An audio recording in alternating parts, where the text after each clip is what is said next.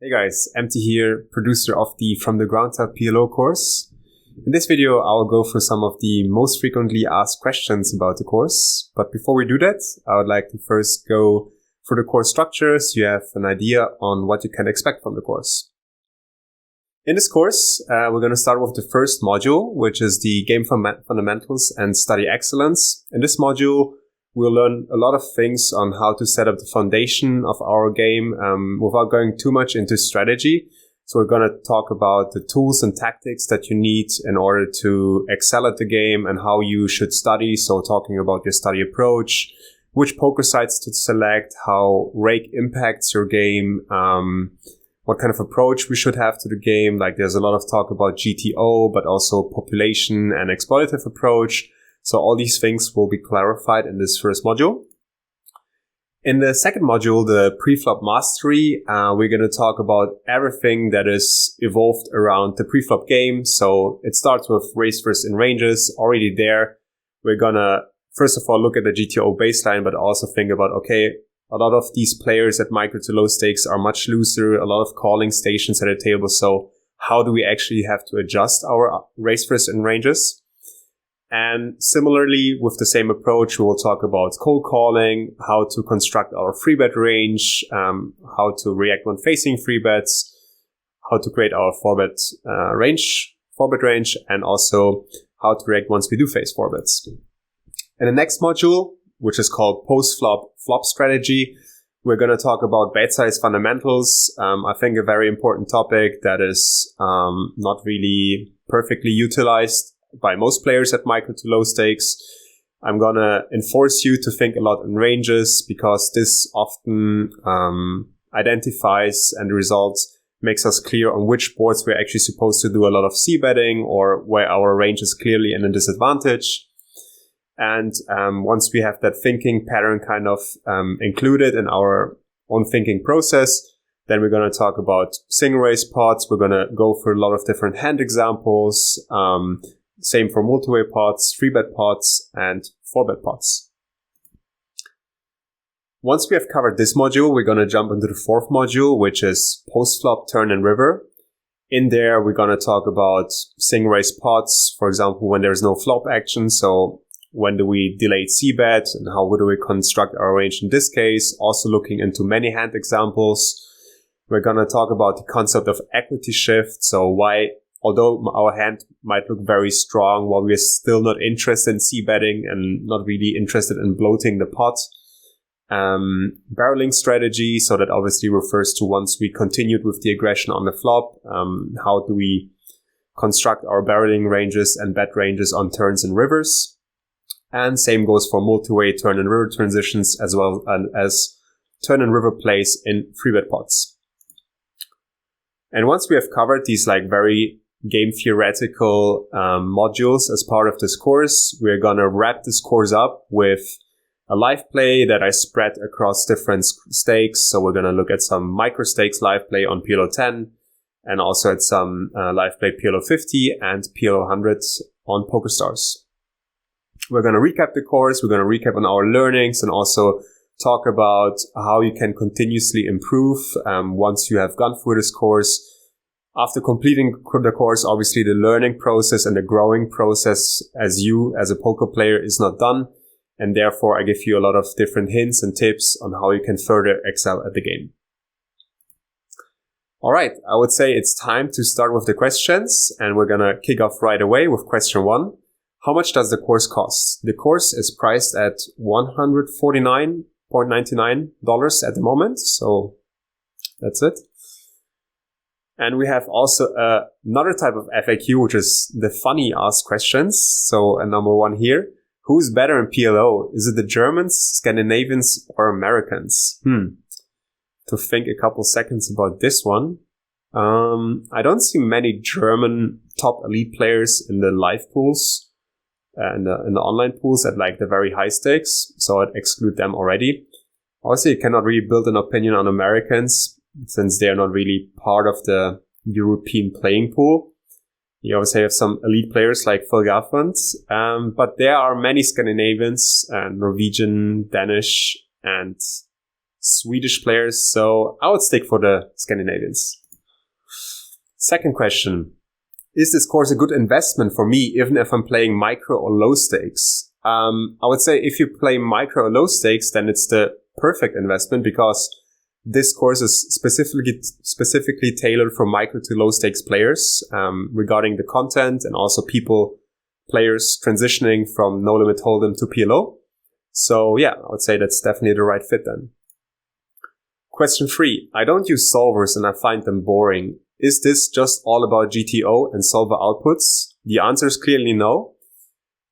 We are going to talk a lot about GTO baseline and GTO strategies in order to understand what kind of the optimal strategy is in the spot. But after we do this and after we have created this understanding, we're going to jump right into the exploitative approach and we're going to take population tendencies, specific opponent types into the equation in order to develop our maximum EV strategy. Question 4. 90% of my volume is in live games with lots of multiway pots. Will I get a lot out of this course and be able to apply the concepts to my games? I would say also a definite yes, because players who play micro to low stakes, I think these games are sometimes very similar to live games such as 2-2 PLO or 2-5 PLO, 5-5 PLO. I would say the type of game is very similar from my experience. So I can also answer this question with a definite yes. And we're going to get a next funny question. Question number 2. Can I fall asleep to this course? I would say if you're very enthusiastic about the PLO as a game, I hope you won't fall asleep. Yet my girlfriend, whenever I was recording my courses, it was kind of the best sleep medicine for her because it made her always fall asleep when I was recording the videos for the course. So I guess there's only one way to find out for you. Question number 5. Is there a monthly fee to keep access to the course? This is a course, once you have purchased it, you have lifetime access. Lifetime access obviously gives you a great option to, whenever you need to jump back to a video, to have access to it and not kind of sign up with a new membership. And also there will occasionally be new videos added to the course if necessary. And with lifetime access, you're guaranteed to have access to these videos all time. Question number 6. How long are the videos? On average, I would say 40 minutes, ranging from 30 to 60 minutes, something in that neighborhood. And yeah, the total amount of videos is 54. So it's a very in-depth guide to the game. Question 7. What is something you hear people say about PLO often that you disagree with? That's a good one. I would say people say micro and low stakes are not beatable because of the rake. I would clearly disagree with that because there are many sites that are not like the big players on the market, but that offer great promotions and also have very low rake for micro to low stakes. So you got to pick the best sites that suit your stakes, and also with current promotions going on at different poker sites to have the best fit there. And then I'm convinced that you can beat the limit at any stake if you put the required work in. Funny question number 3. You seem like a straight A student. Am I right? It's pretty much the opposite when I was in school. Yeah, but maybe in the poker game, I'm a bit more of a perfectionist. I guess that also has to do with my German roots, maybe. So, can be. Question number 8. I'm pretty new to PLO and making the transition from no limit cash. Is this a good place to start, or should I try some other training videos first to get up to speed? There's a video tailored for players who transition from no limit to PLO, where we talk about what kind of things you have to pay attention to, what are the common mistakes players make when transitioning from no limit to PLO. So I think this is also a good place for players thinking to transition to PLO to excel at the game. Question 9. As this course ages, do you think the information will remain relevant? I do cover all the fundamentals of the game, and I don't think that these fundamentals will ever change. We obviously talk about kind of population tendencies and different opponent types, and I'm also convinced that for the next many years that the mistakes players will make will be pretty much the same. I would say if this would be a course for higher stakes, then obviously you have a lot of changes in meta game. But I wouldn't say that this is the case for micro to low stakes. So I think the information will stay relevant for quite a long time. Question 10. I'm already a pretty advanced player. Will I get anything out of the course? I would also say yes. I can also give you a great example from my own experience. I thought my pre-flop foundation was already very strong when I created the course. But looking really in depth into the fundamentals and approaching this topic with a beginner's mindset, there were a lot of things I could still take away from. So yeah, if you approach everything with a beginner's mindset, then I think there's still a lot of things to take away. Funny question number 4. Angela Merkel, Joe Biden, Boris Johnson, Justin Trudeau, and Vladimir Putin play a 5-handed PLO game. Who comes out the big winner? That's also a tough one. I guess like Johnson and Trudeau are the youngest of these bunch of political leaders. So I would stick to Trudeau, assuming that he's the youngest guy, if I'm not wrong, and maybe he already was part of some funny poker games. So, and probably also the one who's best to adjust. Question 11. Is there a section to ask questions about videos or spots in the course? There's a designated forum section where only course members will have access to and can interact. So definite yes. Question 12. What is the number one mistake you see people making in PLO, particularly at low stakes?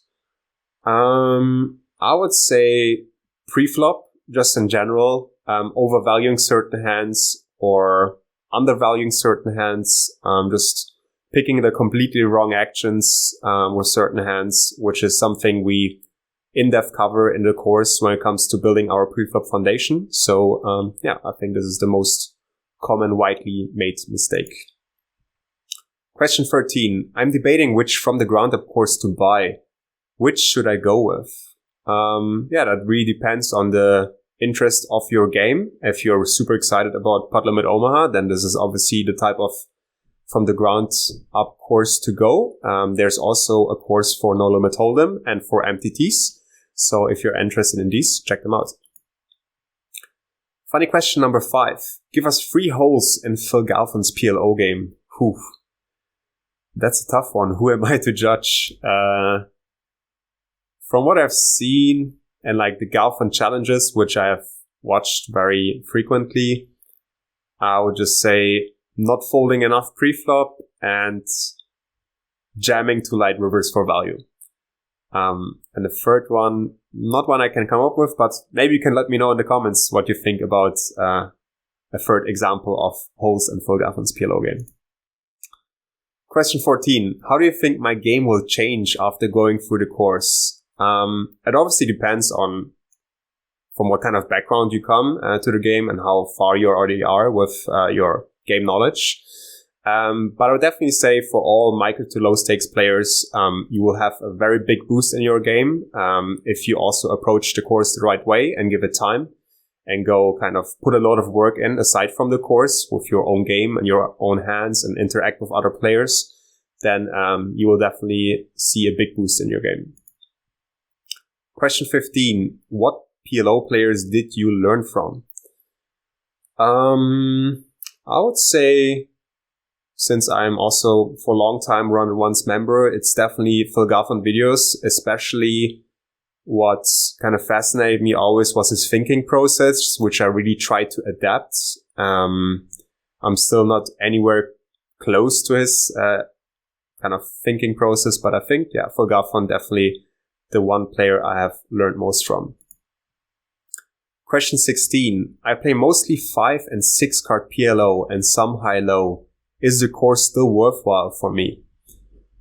I've played 5 card and 6 card PLO myself sometimes. I would say when it's about the game theoretical knowledge and also how we create certain categories for our preflop range and also how we approach the spots, whether we want to seabed or not, when it's about polarity advantage and range advantage, positional advantage. I think these concepts definitely apply to the 5 and 6 card PLO game. But a clear no for high-low. I think this is not something where you will get a lot from this course. Funny question number 6. Please rate the following foods: Pretzels, Bratwurst, and Sauerkraut. I would say Bratwurst number 1, Sauerkraut number 2, and Pretzels number 3. But optimally, I would have them all together. Just Bratwurst with Sauerkraut and a nice pretzel on the side, and maybe another beer. So yeah, that was it. Thanks for watching. I hope you've enjoyed it. If you have any other questions, let us know in the comments. This was Empty. Thanks. Bye-bye.